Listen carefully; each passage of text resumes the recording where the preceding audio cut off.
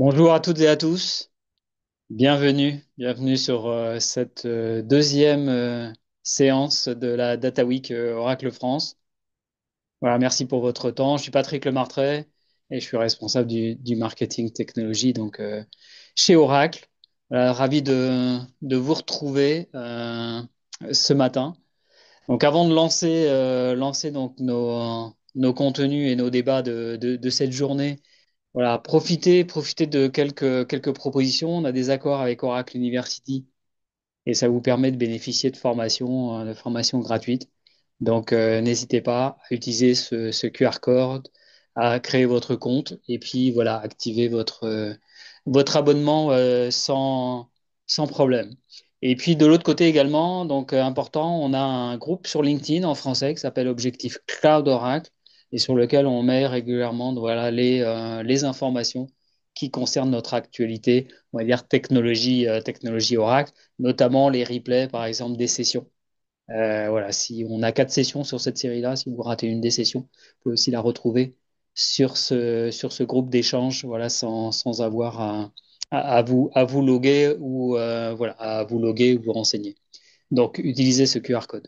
Le programme de la Data Week. Alors, le programme, on a commencé hier. Peut-être certains d'entre vous étaient parmi nous donc hier matin. Hier matin, on était donc sur la base de données Oracle, les évolutions de la 23i, comment on apporte l'IA à vos données, comment on peut accélérer donc vos projets, utiliser vos données, voilà, pour toujours plus effectivement d'impact sur le business. Donc ça, c'était hier. Le replay sera disponible très prochainement. Aujourd'hui, je vais y revenir. On va être plutôt sur tout ce qui est déploiement en multi-cloud des bases de données Oracle. Demain matin, donc 11 heures, hein, toutes les sessions commencent à 11 heures sur cette série, qui est tout en français. Donc demain, on va parler d'analytique, on va parler de machine learning, et puis comment aussi l'IA justement fait évoluer donc ces solutions-là et vous permet toujours d'avoir plus de pertinence et d'impact dans vos développements et vos projets. Et puis on terminera donc la session sur Oracle Apex. Donc voilà, pour ceux qui ne connaissent pas, Oracle Apex, c'est un environnement de développement qui est disponible sur la base et qui vous permet une démarche low-code avec des assistants qui vous permettent de déployer des applications web voilà, très très simples, mais sécurisées et avec les performances de la base de données Oracle. Voilà le programme de cette Oracle Data Week qu'on est ravi de vous proposer. Donc aujourd'hui, donc avec nos intervenants, on va reparler de nos accords stratégiques que nous avons avec les hyperscalers et voir quels sont un peu les scénarios pour vous qui êtes peut-être on-prem aujourd'hui, qui n'utilisez pas Oracle Cloud Infrastructure. Voilà, quels sont les scénarios pour vous pour utiliser vos bases, quels que soient les clouds. Le safe harbor qui va bien, hein, ce que l'on va dire ce matin n'a pas vocation, valeur de contrat. Et puis je vous présente nos intervenants. On retrouvera tout à l'heure Nicolas Saudemont. In English, il est black belt. En français, voilà, il s'occupe de façon spécialisée, on va dire, de Oracle Database at Azure. Et Nicolas donc travaille au niveau Oracle EMEA. Et puis on a aussi la chance d'avoir Julien Silverstone, qui est senior principal solution architect au niveau d'Oracle Corp. Voilà, qui est français et qui va animer avec Nicolas cette session. Julien, je t'invite à allumer ta caméra, à me retrouver, puis je te laisse la parole. À toi, Bonjour Julien. à tous. Merci Patrick, merci. Donc, je suis Julien Silverstone, je suis Solution Architect et je fais partie des équipes de Product Management pour les services multi-cloud. Et je suis très heureux de vous présenter les solutions multi-cloud d'Oracle dans l'hyperscaler de votre choix. Ça peut être donc plusieurs hyperscalers exactement. Je vais vous présenter les différents avantages et bénéfices d'utiliser Oracle Database at Azure, at AWS ou at Google Cloud. Euh, je vais donc, en fait, pourquoi on fait Oracle Database at Azure? C'est souvent, en fait, on a reçu le même feedback avec nos clients. Et je dirais, c'est un peu pour répondre aux différents use cases et scénarios que vous avez dans votre quotidien, lesquels vous faites face dans votre quotidien quand vous gérez justement votre infrastructure et vos bases de données et vos applications qui vont requérir les bases de données Oracle. En fait, il y a souvent la première problématique, la problématique qu'on voit le plus souvent, en fait, c'est le besoin de réunir les applications et les bases de données en fait, dans le même cloud pour avoir justement les meilleures performances, peut-être avoir la meilleure latence, mais surtout pour avoir une gestion unifiée et centrale dans un même cloud provider.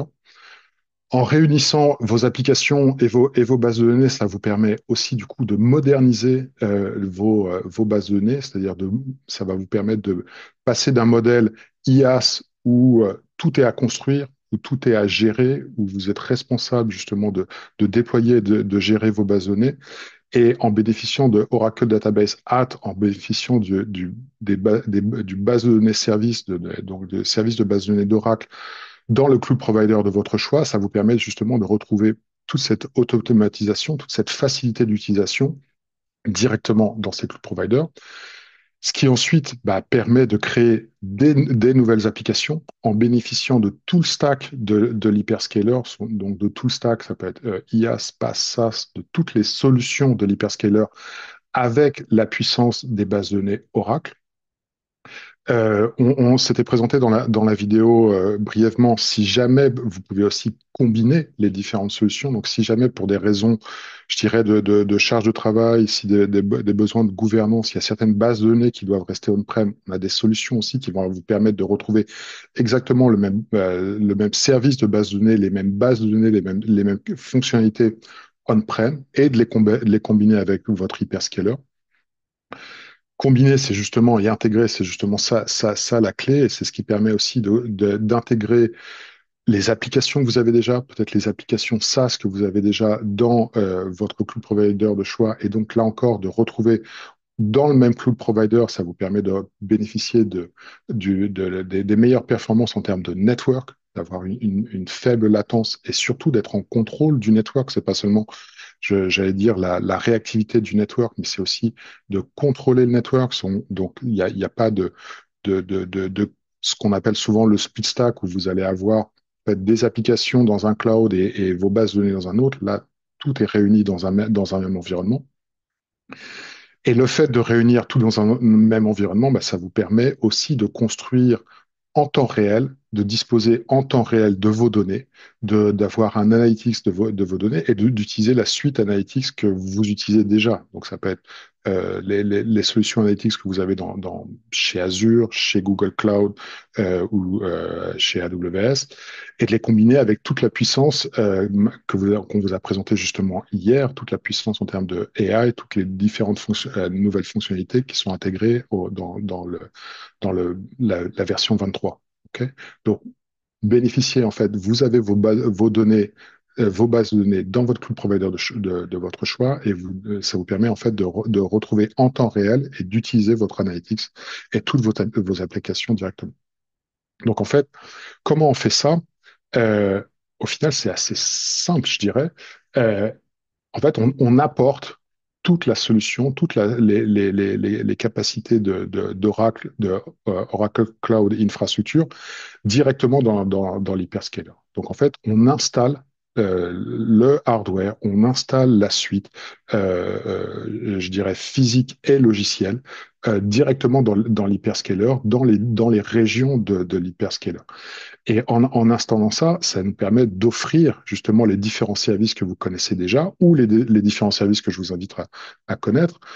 Je pense à Autonomous Database, mais ça vous permet de retrouver, par exemple, RAC, Real Application Cluster et Exadata directement dans votre hyperscaler et donc de bénéficier des différentes, de la performance de cette infrastructure de retrouver aussi les services qui tournent autour des services de base de données. Je pense notamment à Autonomous Recovery Service et je vais en parler ensuite.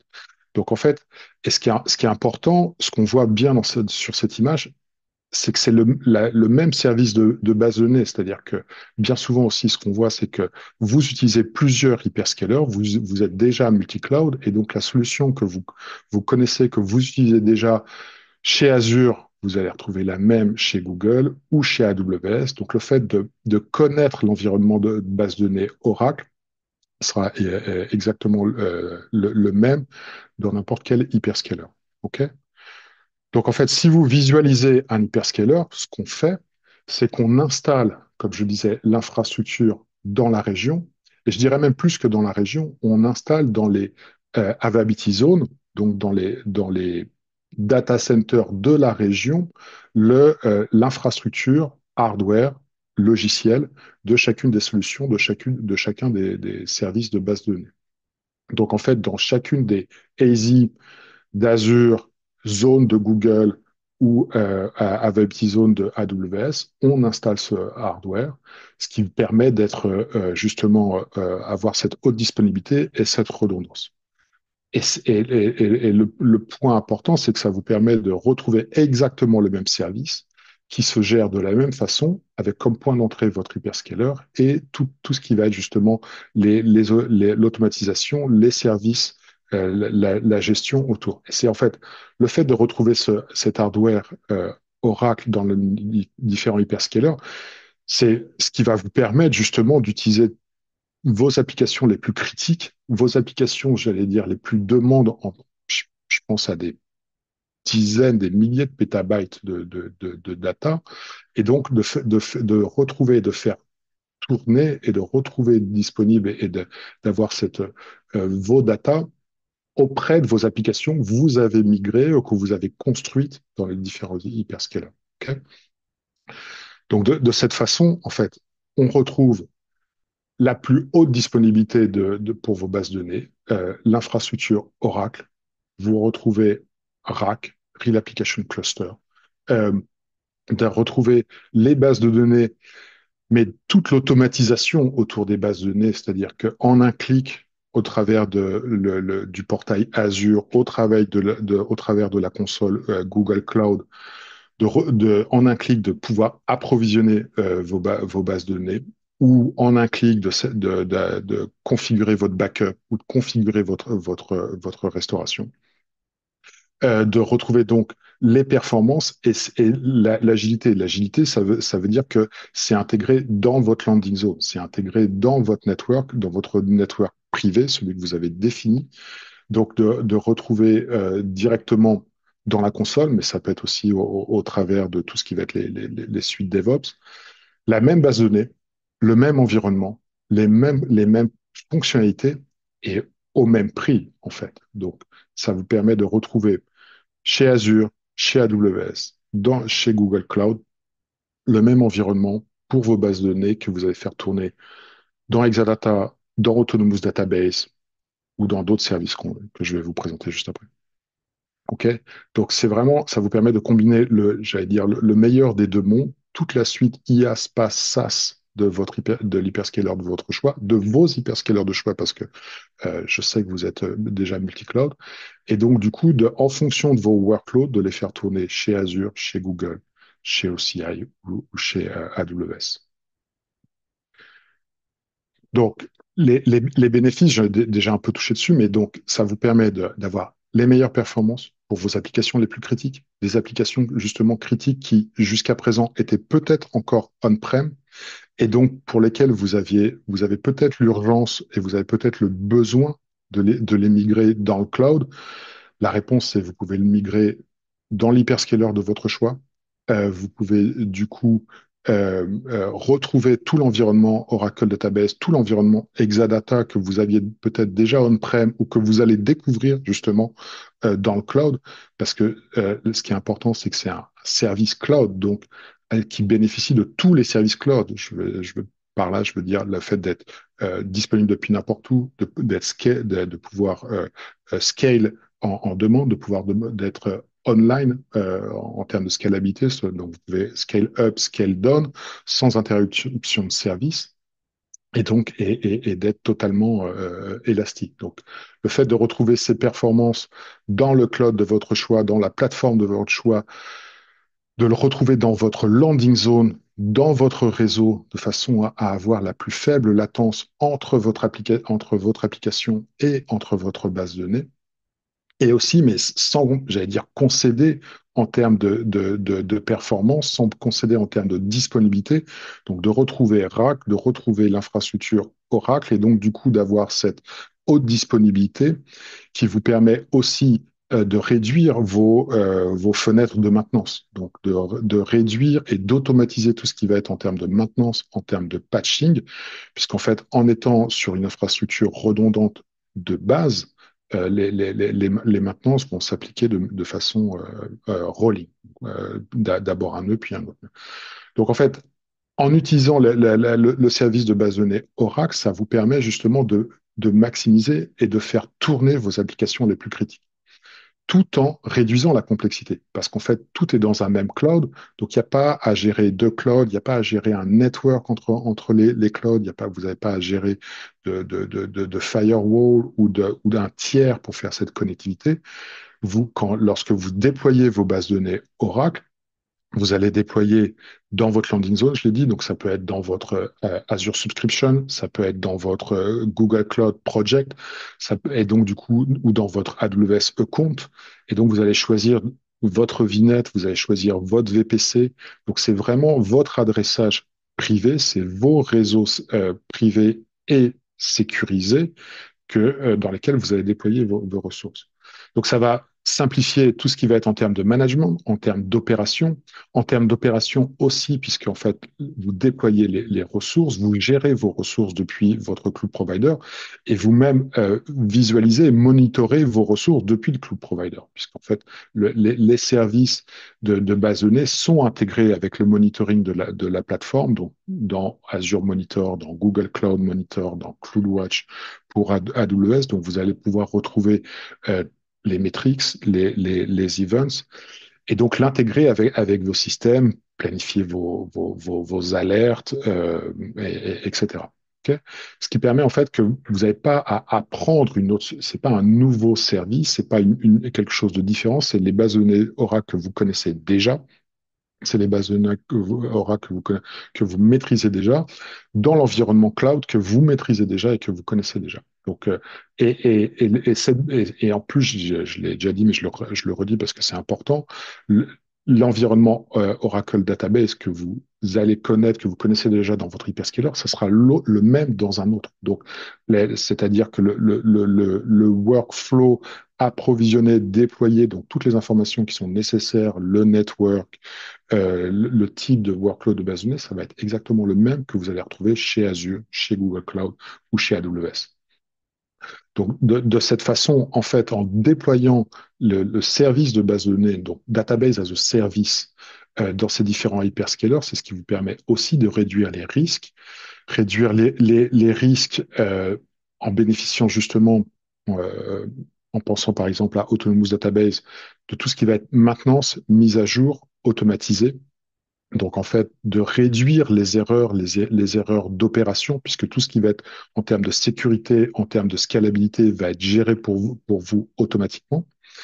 Et aussi, tout ce qui va être backup ou restauration est géré automatiquement. Et vous pouvez bénéficier, par exemple, de Autonomous Recovery Service, qui va vous permettre d'avoir des backups immutables et des backups en temps réel. Donc, des backups immutables, c'est des backups qu'on ne peut pas altérer, qu'on ne peut pas modifier.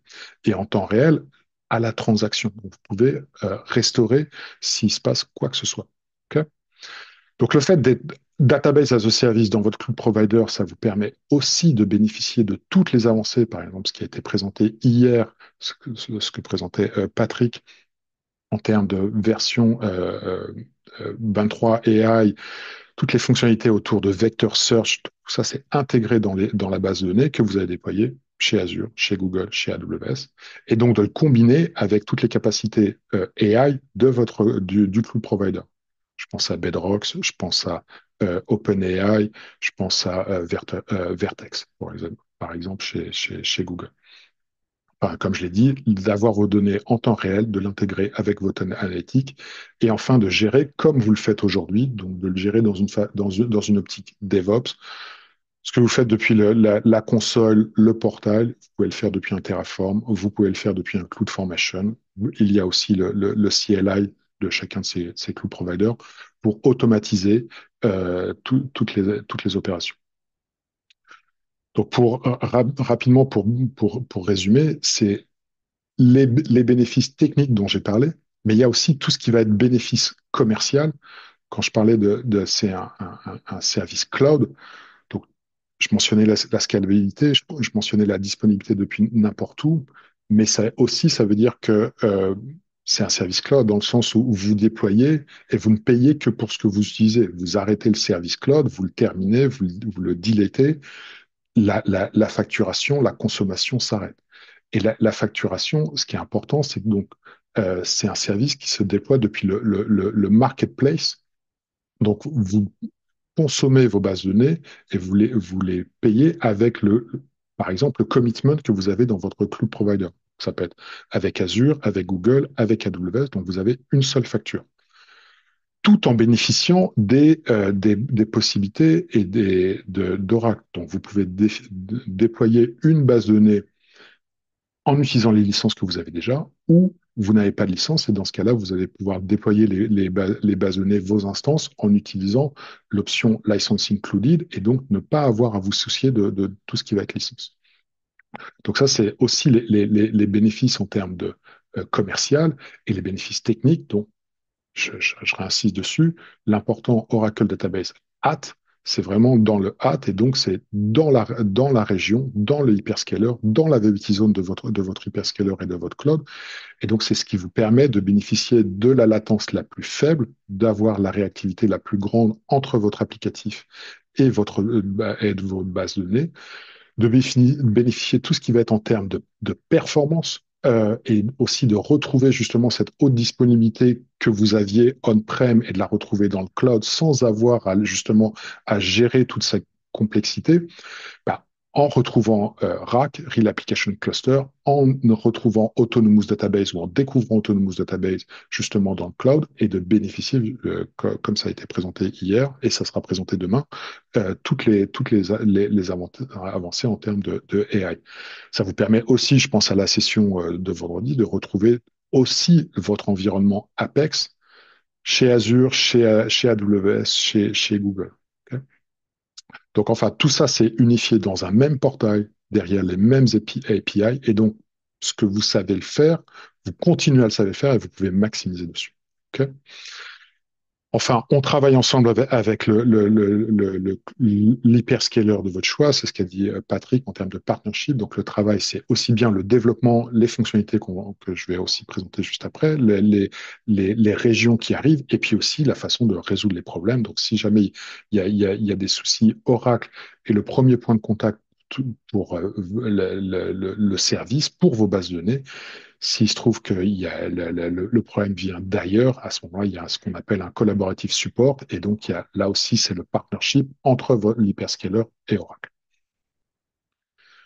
Donc, en termes de services, j'ai un slide qui représente un peu tout ce que vous pouvez retrouver aujourd'hui.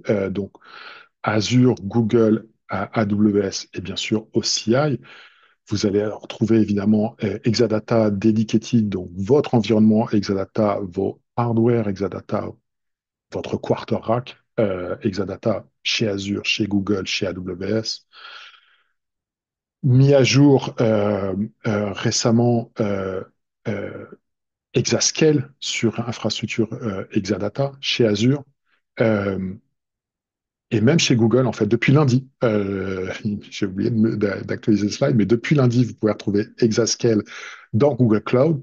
Vous retrouvez aussi Autonomous Database, serverless chez Azure, chez Google, dedicated chez AWS, planifié chez les autres cloud providers. Depuis lundi, vous retrouvez aussi, ou la semaine dernière, Base Database chez Google, chez Azure. Vous avez déjà Autonomous Recovery Service. Enfin, vous retrouvez, par exemple, Exadata, la dernière génération X11M dans les différents hyperscalers, Azure, Google Cloud, AWS. Donc, les dernières, euh, j'allais dire, avancées en termes de performance autour d'Exadata. Comme je l'ai indiqué, vous pouvez contracter au travers du marketplace et déployer dans les différentes régions. On va faire un petit focus après.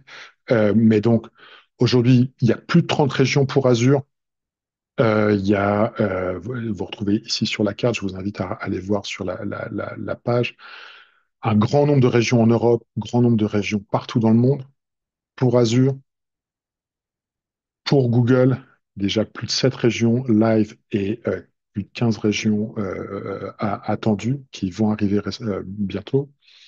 Et la même chose chez AWS, déjà 2 régions live aux États-Unis et plus de régions qui vont arriver juste après.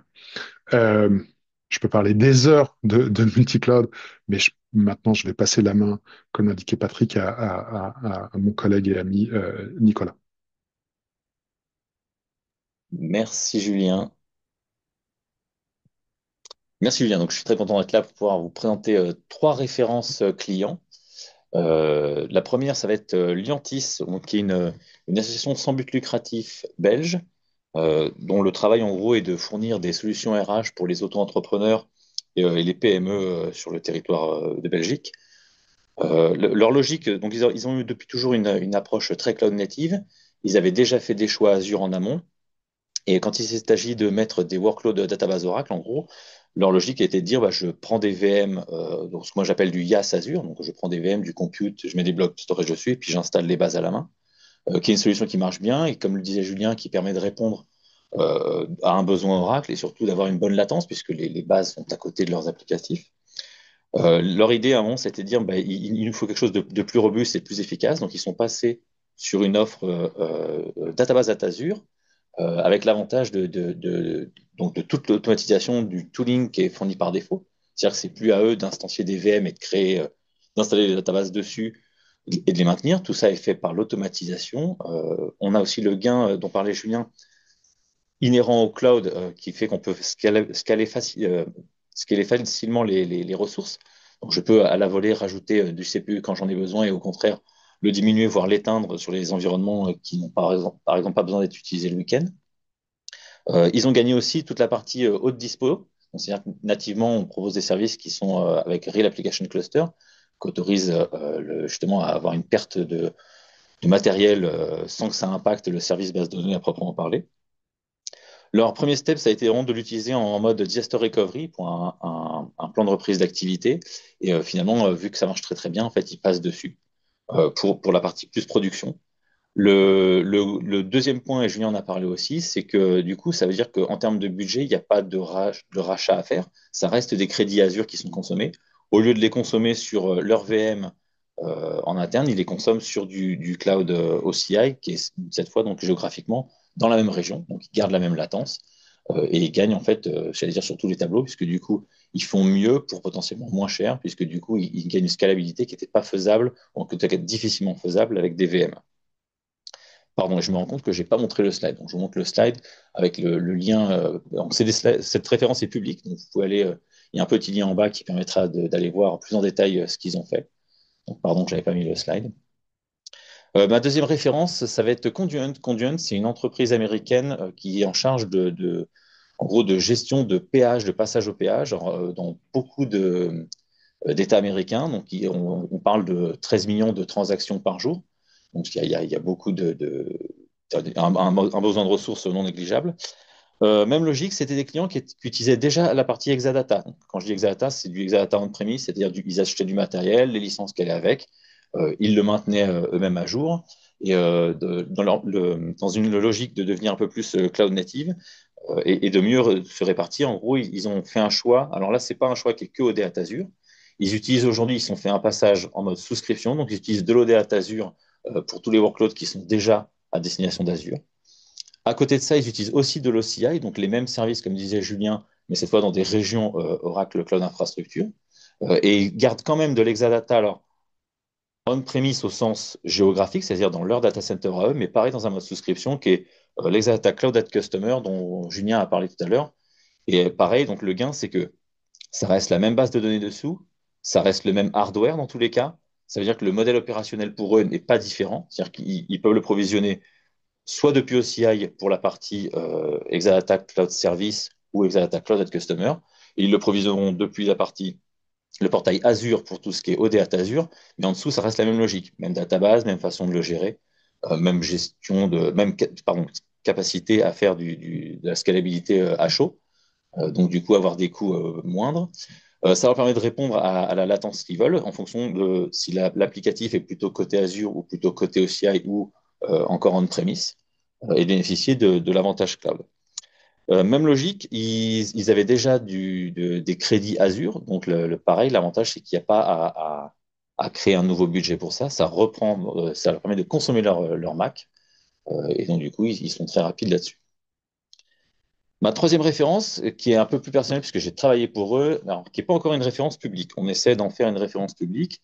Ils ont commencé alors c'est une compagnie qui est en France et aux Pays-Bas, qui a initié il y a 2 ans un gros programme Move to Cloud avec une logique de data center exit. Ils doivent quitter leur data center d'ici fin 2026. Évidemment, ils ont un gros panel d'applications qui utilisent des bases Oracle. Et leur logique, c'était de dire il faut qu'on passe dans le cloud. Ils avaient déjà fait un choix Azure. Un peu comme Liantis, ils ont commencé à se dire bah, pour les bases Oracle, c'est simple, on va prendre on va faire nous-mêmes des VM, euh, les installer dessus et puis gérer au mieux.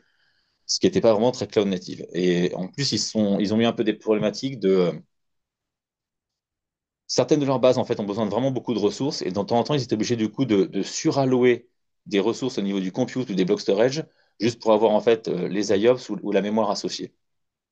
Du coup, ça générait des coûts supplémentaires et potentiellement des besoins de licence en plus, puisque du coup, ils étaient obligés de prévoir une infrastructure plus large que nécessaire avec plus de CPU associés.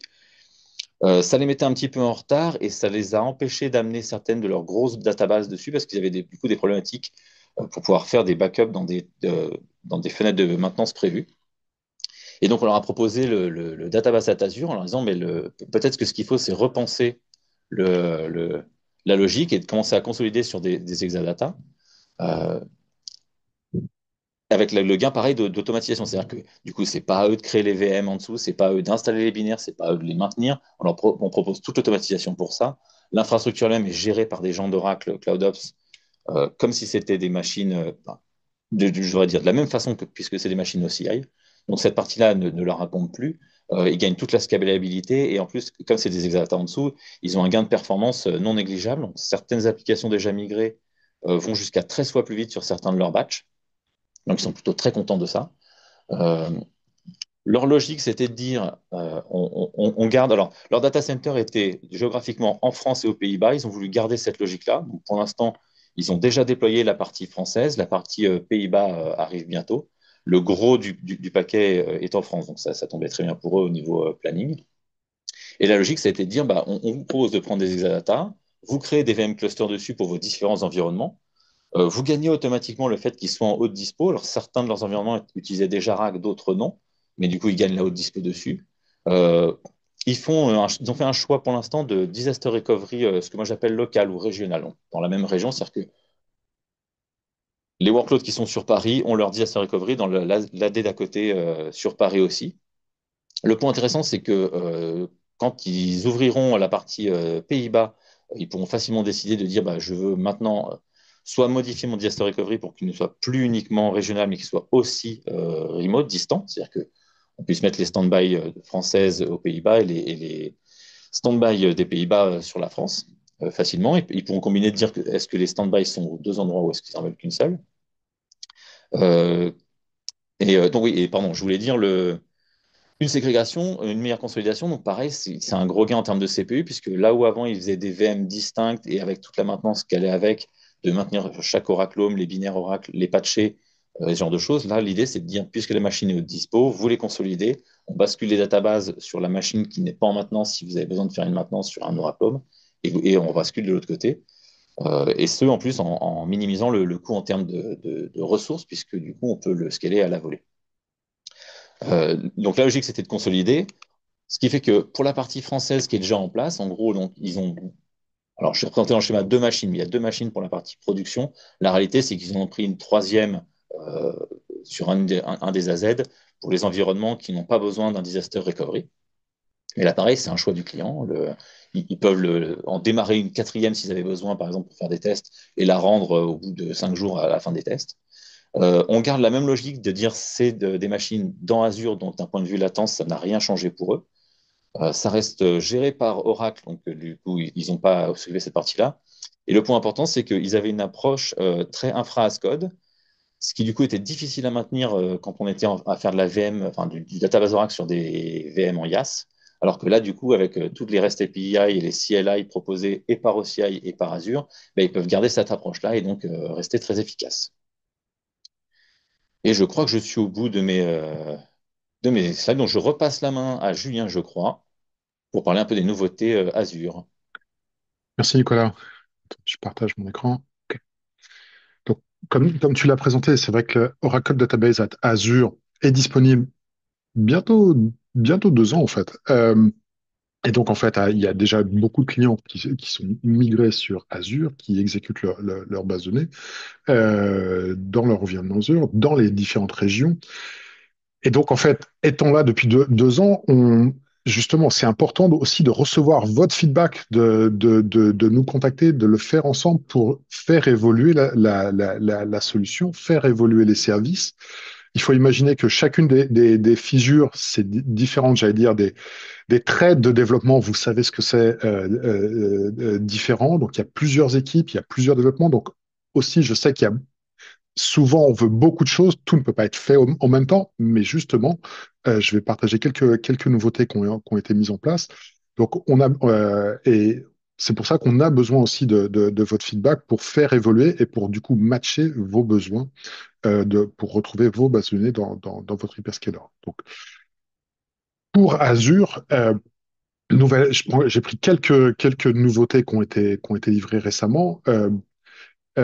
Tout ce qui va être autour des nouvelles fonctionnalités de network, tout ce qu'on appelle Advanced Network, qui a été mis à jour récemment. Quelque chose qui était souvent demandé, c'est donc la possibilité de gérer vos Network Security Group depuis Azure. Donc ça, c'est maintenant disponible avec ces nouvelles fonctionnalités, donc de pouvoir gérer l'accès, la sécurité, de pouvoir ségréguer, de pouvoir définir quel réseau va accéder.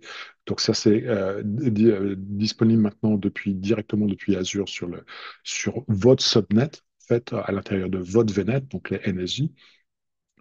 Une autre fonctionnalité importante, en fait, c'est Global VNet Peering, qui vous permet un peu de connecter deux VNets depuis deux régions différentes. Et donc, vous avez une workload qui existe dans une région, et puis votre base de données, vous la déployez peut-être dans France Central, dans une des AZ de France Central. Et donc, vous voulez que votre applicatif qui était existant déjà dans une région, mais que vous ne pouvez pas déplacer simplement parce qu'il est utilisé, parce que vous avez des contraintes, mais vous avez quand même besoin d'y accéder. Donc, vous pouvez faire un Global VNet Peering pour avoir un accès direct. Une autre option aurait été bien sûr de faire un routing et un hub and spoke au travers d'Azure, ou d'utiliser V1 au travers d'Azure. Mais donc, Global VNet Peering offre cette souplesse et cette fonctionnalité.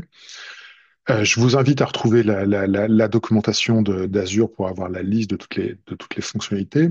Il y en a aussi qu'on a rajouté côté Oracle, donc tout le concept en fait qu'on appelle pour des encres encores, qui va vous permettre de regrouper tous les informations réseau. Et ça peut être aussi votre DNS, ça peut être aussi votre domain name. C'est aussi la façon dont le DNS va être géré au travers de Azure. Donc, cette fonctionnalité est nouvelle. Aujourd'hui, intègre un service qui a été j'ai mis à jour et déployé récemment, donc qui est Base Database.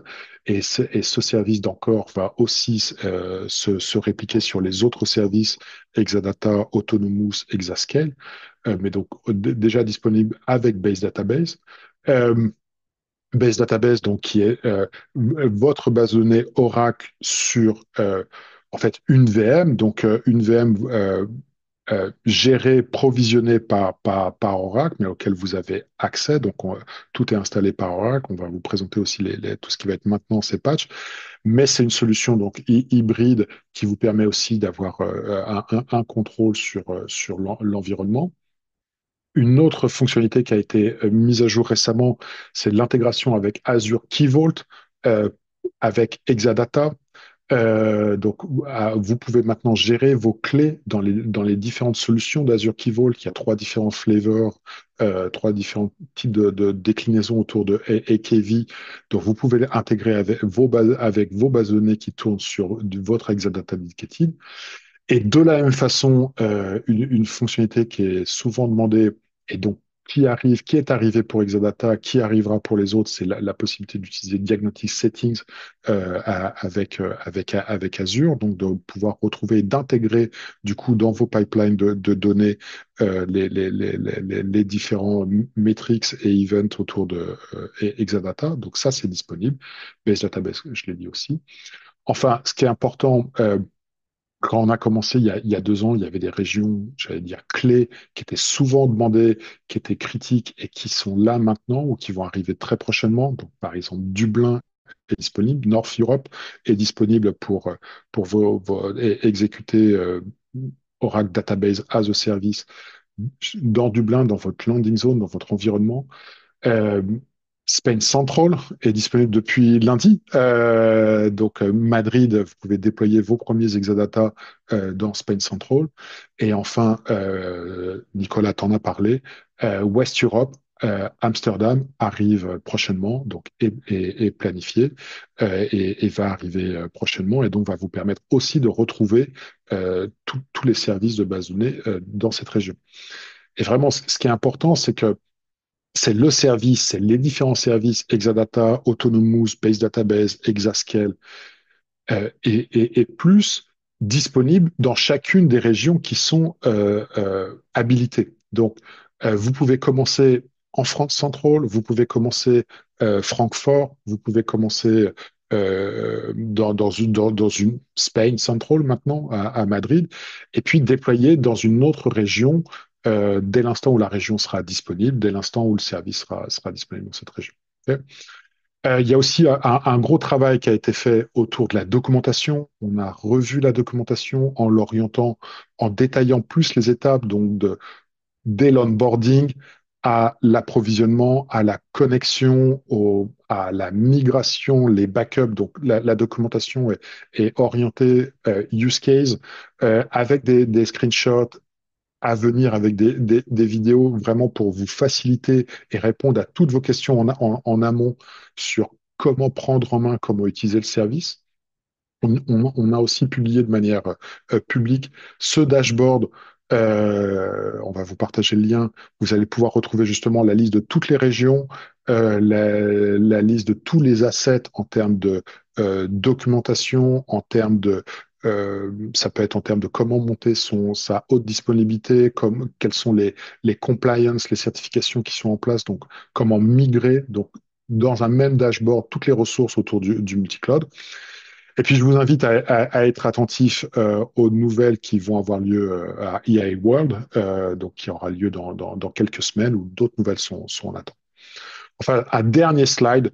Euh, je sais que slide des régions, parce que c'est quelque chose qui est souvent demandé. Donc, où est-ce que c'est disponible? Où est-ce que ça va être disponible? Donc, en un slide, là, il n'y a plus de map monde. C'est peut-être plus, des fois peut-être plus simple de lire. Donc, vous retrouvez toutes les régions euh, Azure, les 26 régions disponibles pour Azure. Vous pouvez aller retrouver depuis votre portail aujourd'hui, les 7 régions pour Google Cloud, les 2 régions pour AWS, et puis toutes les régions qui sont attendues pour AWS aussi et qui vont arriver au cours des 12 prochains mois.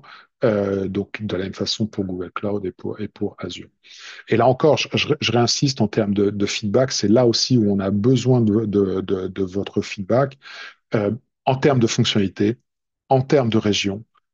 Si vous avez besoin d'une région, si vous exécutez justement des bases de données ou si vous pensez justement migrer depuis votre data center privé vers une région qui n'existe pas, contactez-nous, contactez vos représentants Oracle pour faire partager ce feedback et donc travailler ensemble pour ouvrir de nouvelles régions.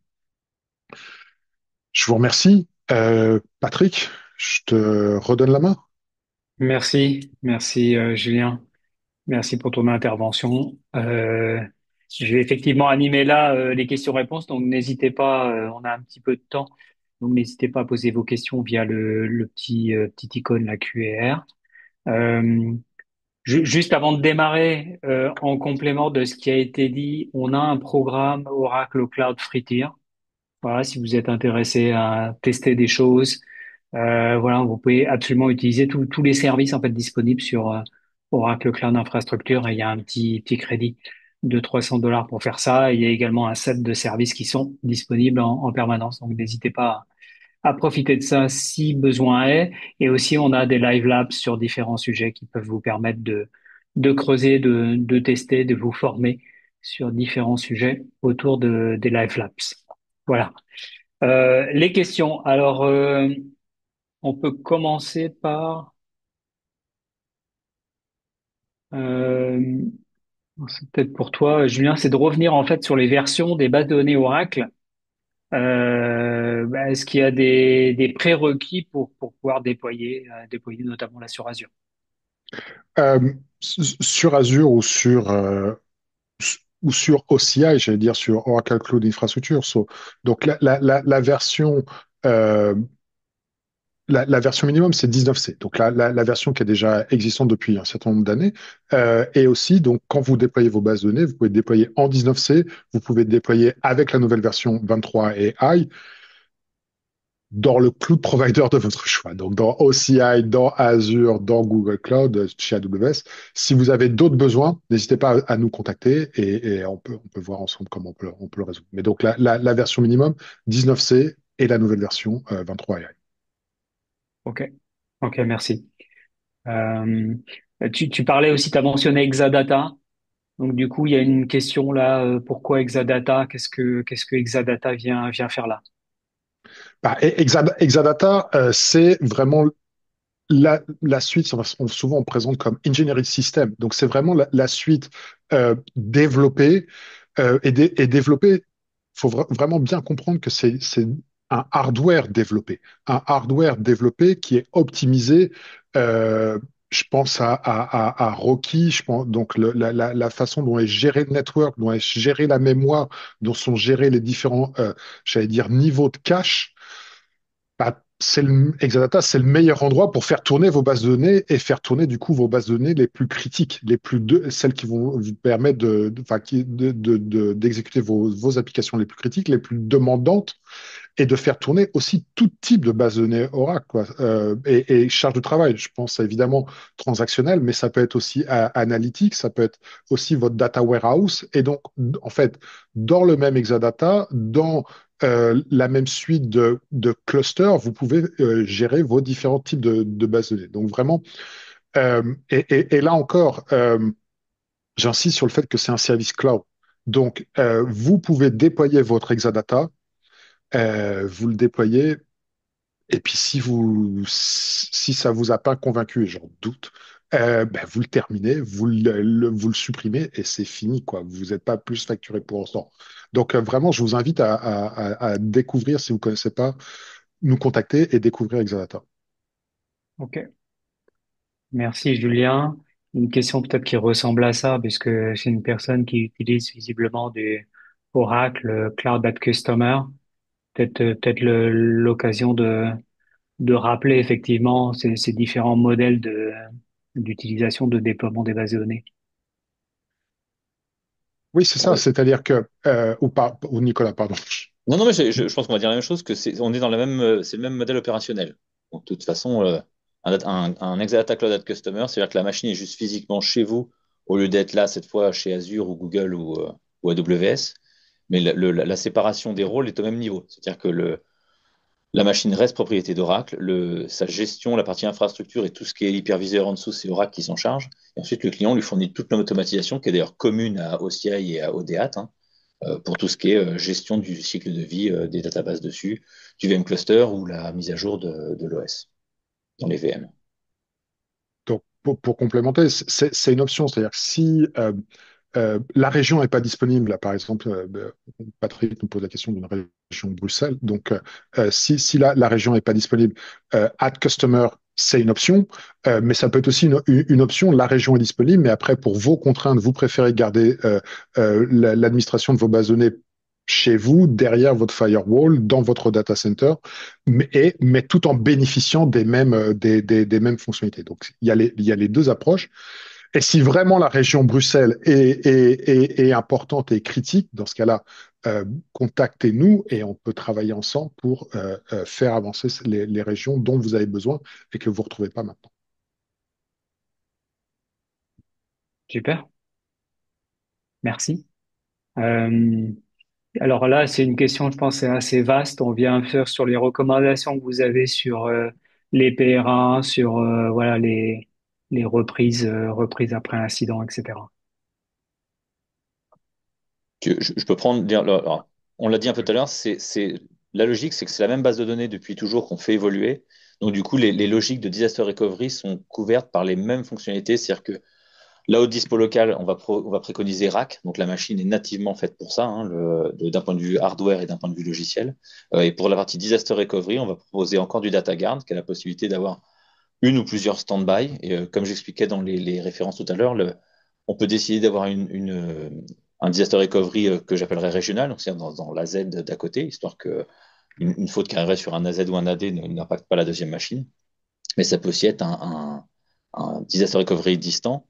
Et là aussi, on combine ça avec un point intéressant qui est, comme les ressources sont scalables dynamiquement, c'est-à-dire que le PRA n'a pas besoin d'avoir déjà sa charge pour le jour où elle deviendra primaire, mais juste d'être à un niveau suffisant pour absorber les redo logs et donc coûter moins cher. Et l'avantage, c'est qu'on a la même machine des deux côtés si on veut, ou une moindre.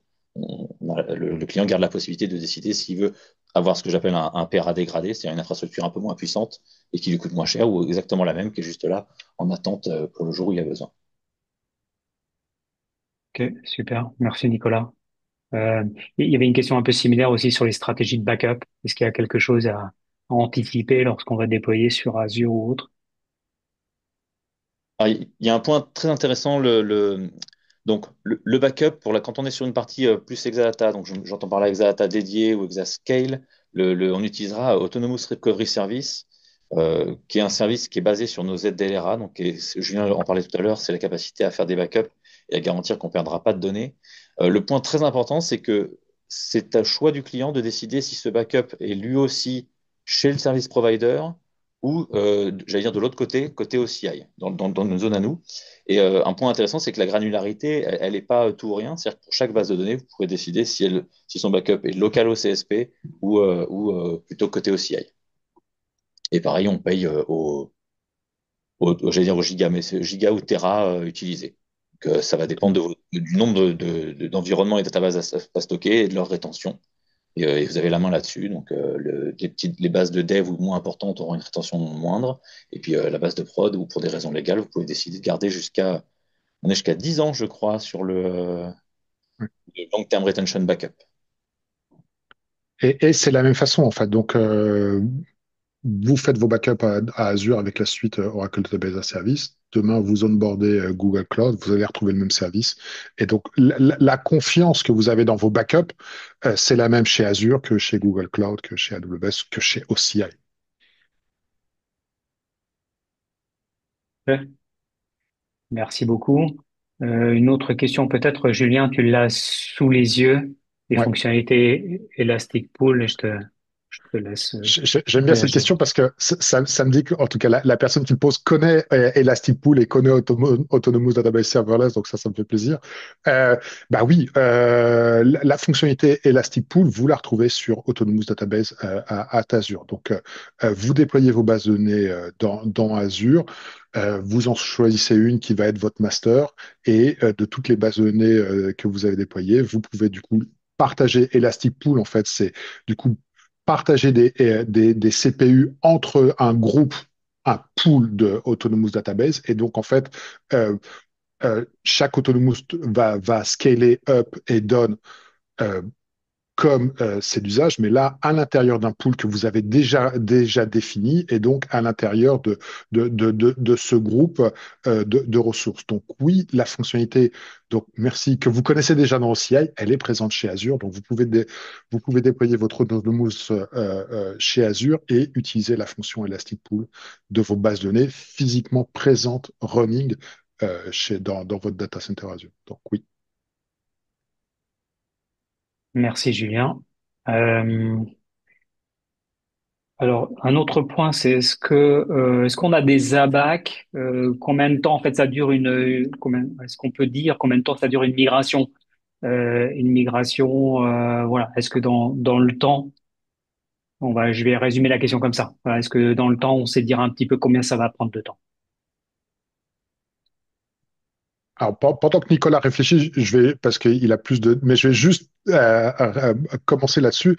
Euh, Ce qui est important, c'est que votre façon de migrer at Azure, at Google ou at AWS ou at OCI, c'est la même en fait. Vous allez utiliser les mêmes, j'allais dire, les mêmes prérequis, les mêmes méthodes, les mêmes paradigmes s'appliquent, c'est-à-dire que ce soit une migration physique, une migration logique, une migration online, une migration offline, ça va être de la même façon. Donc, il y a pas une façon, une méthode à apprendre parce que vous allez run à Azure ou ailleurs. Et du coup, c'est les mêmes méthodes que vous connaissez déjà, les mêmes méthodes que vous connaissez déjà on-prem, que vous avez pratiqué.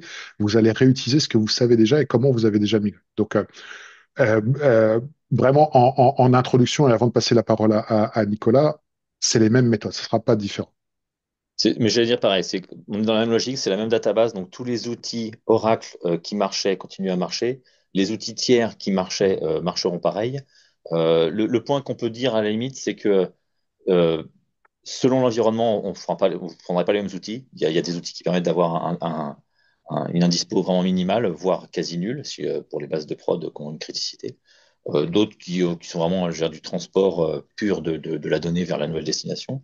Et à côté de ça, on a deux offres intéressantes. On a Zero Downtime Migration, qui est une sorte de packaging des outils existants et qui vous facilite en fait les migrations. Alors l'idée, c'est pas l'utiliser pour une database, mais pour des clients qui ont beaucoup de databases, bah, justement, ils peuvent commencer à faire des migrations je veux dire, par vague, et de façon automatisée. Donc, pas avoir quelqu'un qui est là à cliquer de base par base pour la migration. Et on a un service équivalent dont le nom est Database Migration Service, qui fait après la même chose, sauf que là, du coup, il y a rien à télécharger. Le service est directement dans le cloud, qui est en gros un ZDM, mais au format cloud service. Donc, payable avec les crédits, avec des crédits aussi. Super. Merci Nicolas. Je pense qu'on va terminer là-dessus. Voilà. Si vous avez encore une question, n'hésitez pas. Au pire, on y répondra ensuite à l'écrit. Donc, bah, merci messieurs. On va se Merci. retrouver demain pour la continuité de cette série Data Week. Hein. Donc, on va traiter d'analytique, on va traiter de machine learning pour bénéficier d'un retour d'expérience, puisqu'on aura une personne de la SNCF qui viendra expliquer comment ils utilisent donc ces environnements et des tests qu'ils ont fait notamment en machine learning. Donc ça, c'est demain matin à 11 heures. Et puis, comme on l'a déjà cité plusieurs fois, donc vendredi, on continuera sur les parties Oracle Apex et tout ce qui est environnement de développement autour de la base. Voilà, merci encore à tous. Merci pour votre participation et votre temps. Et je vous souhaite une bonne après-midi et on se retrouve demain. Merci beaucoup. Au revoir. Merci, au Merci à revoir. vous. Au revoir.